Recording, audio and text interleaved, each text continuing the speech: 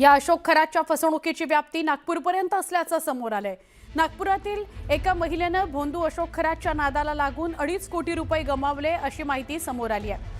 पदोन्नतीसाठी खरातनं एजंटच्या माध्यमातून 2.5 कोटी घेतले होते।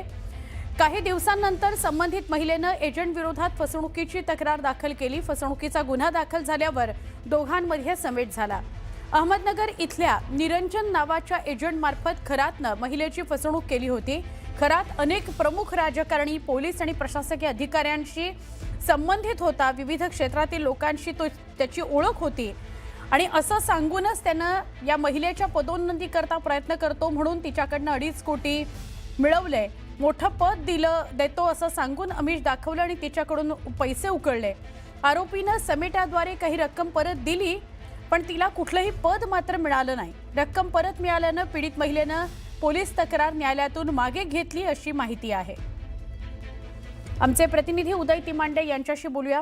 उदय, ही नागपुरातली महिला आहे असं कळतंय, काय अधिक समजतंय?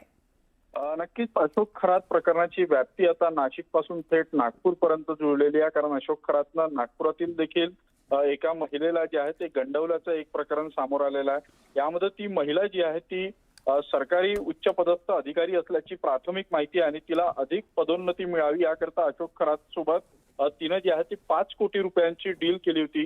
5 कोटी रुपयांच्या बदल्यामध्ये त्या महिलेला पदोन्नती मिळणार होती। यासाठीचा पहिला हप्ता जो आहे तो 2.5 कोटी रुपयाचा एका एजंट मार्फत जो आहे ते खरातला दिला होता। तो अहमदनगर जिल्ह्यातला निरंजन नावाचा एजंट होता। त्याला 2.5 कोटी रुपयांचा पहिला हप्ता देखील दिला होता। मात्र पैसे देऊन देखील काम होत नसल्यानंतर आपली फसवणूक झाल्याचं लक्षात आल्यावर त्या महिलेनं या सगळ्या प्रकरणात पोलीस तक्रार केली आणि पोलीस तक्रार केल्यानंतर निरंजन जे आहे ते त्या महिलेचे 2.5 कोटी रुपये जे आहे ते परत केल्याची माहिती आहे आणि हे पैसे परत मिळाल्यानंतर महिलेनं त्या निरंजन विरोधात दाखल केलेली तक्रार न्यायालयातून मागे घेतली आणि यामध्ये समेट झाला होता। आता ही महिला नेमकी कोण आहे याबाबत अद्यापही माहिती आलेली नाही आहे। मात्र 2.5 कोटी रुपये ही महिला जर देऊ शकते तर नक्कीच ही कुठली तरी उच्च पदस्थ पदाधिकारी महिला असेल। मात्र अशोक खरात यांचं आता हे विस्तार म्हणजे जाळं जे आहे ते फसवणुकीचं ते नागपूरपर्यंत पोहोचलेलं आहे। त्यामुळे नागपूरमध्ये ही पहिलीच महिला आहे की आणखी अशा अनेक महिलांची फसवणूक केलेली आहे हे देखील पाहणं महत्त्वाचं असणार। नक्की उदय, आभार, आपण माहिती दिली त्याबद्दल। हिंगोली जिल्ह्यामध्ये प्रशासनाचं नियोजन शून्यपणाचा अजब प्रकार समोर आलेला आहे। हिंगोली आणि परभणी जिल्ह्याच्या सीमेवर पूर्णा नदीवर 95 कोटी रुपये खर्च करून केबल स्ट्रेड पूल तयार करण्यात आलाय।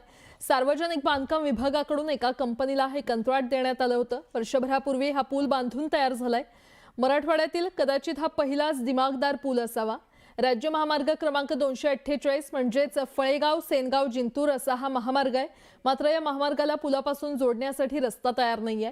चक्क शेत जमीन आहे। पूल संपल्यानंतर चक्क शेत आहे आणि भूसंपादनच झालं नसल्यानं पूल वापराअभावी पडू नये।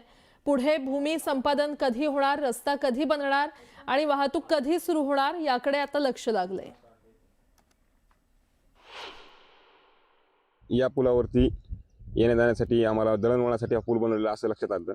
पण आता बघायला गेलं तर या पुलाचा असा कोरडं ठासन घडलं का काय आम्हाला असं वाटतं। या पुलाबद्दल आमचं शेत नाही, आम्ही एलदरीतील रहिवासी आहोत। बरं, पण हा पूल जेव्हा झाला तेव्हा आम्हाला वाटलं सार्वजनिक बांधकाम विभागानं हा पूल करताना त्याच्या जोडणीची पण सोय केलेली असेल, पण तसं नव्हतं आणि त्याच्यामुळे एवढा खर्च शासनाने खर्च करून आम्हाला काही याचा स्थानिकांना फायदा नसल्याचं आम्हाला कळतं। शेतकऱ्यांची मागणी आहे की आता आपण हा जो पूल बघत आहोत 95 कोटी रुपये खर्च होऊन हा जो शोभेची वस्तू असणारा पूल दिसतोय आपल्या समोर, हा पूल जर पूर्णत्वास न्यायचा असेल तर प्रशासनाने तात्काळ शेतकऱ्यांच्या जमिनी भूसंपादित कराव्या आणि हा पूल जनतेसाठी सुरू करून द्यावा।